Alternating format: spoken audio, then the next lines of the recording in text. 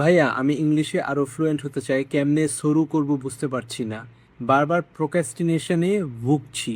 আমি জানি আমার অনেক কিছু ইমপ্রুভ করতে হবে, কিন্তু পারছি না কিভাবে শুরু করা যায়। আচ্ছা, আপনি যদি ইংলিশ শুরু করতে চান তাহলে আমি বলবো ইংলিশে ডেলি কথা বলেন। এর বিকল্প আর কোথাও নাই। আমি যদি আমার নিজের পার্সোনাল লাইফ থেকে একটা এক্সাম্পল দিই, আমি হচ্ছে ক্লাস 7 আর 8-এ ফ্রেঞ্চ শিখেছিলাম, ফ্রেঞ্চ ভাষা। তারপরে আমার যখন 23 বছর বয়স, আমি 4 না 5 মাসের জন্য একটা কোর্স করছিলাম আলিয়ান্স ফোর্সেসে ফ্রেঞ্চ শেখার জন্য। কিন্তু তারপরেও আমি একটুও বলতে পারতাম না। আমি 2014 সালে ফাইনালি একটা বাসায় মুভ করি, যেখানে আমি এবং 3টা ফ্রেঞ্চ হাউসমেট ছিল। এবং আমি মুভিং করার পরে ওই ক্রিসমাসে আমাদের একটা প্ল্যান হলো যে আমি আমার একটা ফ্রেন্ডের বাসায় ফ্রান্সে ঘুরতে যাব। ওই সময় মানে অগাস্ট মাস ছিল, অগাস্ট না সেপ্টেম্বর মাস ছিল ওই সময় আমরা বাসায় একটা রুল বানাই যে বাসার মধ্যে টিল ডিসেম্বর, যে যখন আমার ট্রিপটা ছিল ফ্রান্সে, আমরা বাসায় ইংলিশে কখনো কথা বলবো না, আমরা ফ্রেঞ্চে কথা বলবো, যেমনি হোক যাই হোক। আমি যদি কথা নাও বুঝি, নাও বলতে পারি, ইশারা করে করেও কথা বলতে হবে, কিন্তু ইংলিশ বলা যাবে না, ফ্রেঞ্চ বলতে হবে শুধু। এই জিনিসটা যখন এই প্রেশারটা যখন নিজেকে দিছিলাম, আর আমার হাউসমেটরা অনেক হেল্প করছে, তখন ড্রাস্টিকলি এই 4-5 মাসের মধ্যে আমার ফ্রেঞ্চটা অনেক ভালো হয়ে গেছিলো। 12 বছর হয়ে গেছে এখন সিন্স দেন, সো আমি এখন আর পারি না, বা অনেক অল্প পারি, অনেকটাই মনে নেই। কিন্তু আমার মনে আছে আমি যখন ডিসেম্বরে ফ্রান্সে গেছিলাম, আমার স্পিকিং বেশ ফ্লুয়েন্ট ছিল। এবং ইভেন আমি ফ্রান্সে একটা গ্রামে গেছিলাম যেখানে কেউ ইংলিশ বলতে পারে না। I had a very good time there. So কেউ যদি ইংলিশ শিখতে চায়, ইংলিশ শেখাটা অত হার্ড না, কারণ অফিস আদালতে সব জায়গায় এখন ইংলিশ চলে। আমাদের দেশে অ্যাকচুয়ালি বাংলাদেশে কম্পেয়ার টু, আমি অনেক দেশে গেছি, অনেক দেশে থাকছি, বাংলাদেশের মানুষ ইংলিশ বেশ ভালোই বলে। এই যেটা ফোর্স করতে হবে নিজেকে হচ্ছে just to speak in English, like talk to your friends in English, talk to your family in English. আমার বাবাও এলা করছে আমার আর আমার বোনের সাথে ছোটোবেলায়, যখন আমরা ফ্রাইডে স্যাটারডে আমরা ইংলিশ ভালো করার জন্য সারাদিন ইংলিশে কথা বলতাম, অনেক কষ্ট হতো ছোটোবেলায়।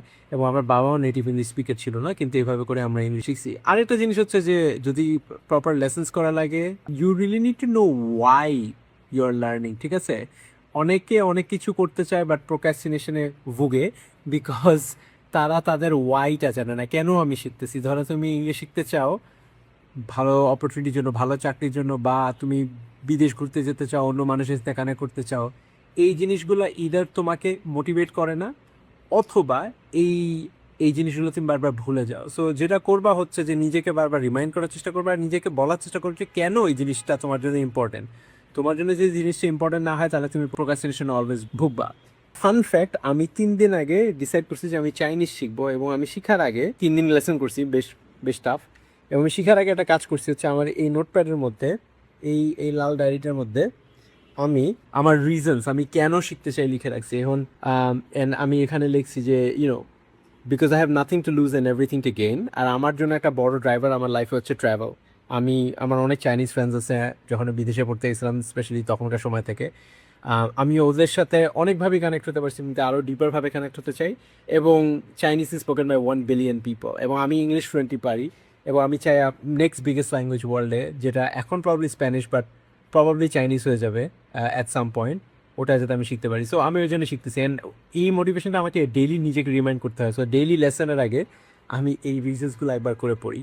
আরও একটা জিনিস যেটা আমি করছি হচ্ছে, যেহেতু আমার স্কেজুল অনেক বিজি, আমি আমার গুগল ক্যালেন্ডারে গিয়ে এভরিডে একটা 2 ঘন্টার ব্লক, রাত 9টা থেকে রাত 11টা আমি চাইনিজ নিয়ে পড়াশোনা করি। আমার অলরেডি একটা অনলাইন কোর্স কিনা আছে, ওটা থেকে করতেছি। সো এইভাবে করেই একটা হ্যাবিট ক্রিয়েট করা যায়। যদি কেউ ইংলিশ ভালো করে বলতে চায়, এভাবে এভাবে করে প্র্যাকটিস করতে হবে। You have to force yourself to speak English. You have to remember the reasons why you want to learn English, and also evaluate whether that motivates you or not. এবং থার্ড হচ্ছে নিজের ক্যালেন্ডারে daily কখন, সকালে আমার সময় আছে, রাতে সময় আছে, দুপুরে সময় আছে, কখন আমি করব, এবং ওইটা কমিট করে ক্যালেন্ডারে ফালানো, যাতে আমি যদি ভুলেও যাই, পাট করে ফোনে একটা নোটিফিকেশন আসে টাইম টু লার্ন ইংলিশ। এটা হচ্ছে কিছু practical steps if you are suffering from procrastination but really want to learn English and make your English better. Hope you like this video.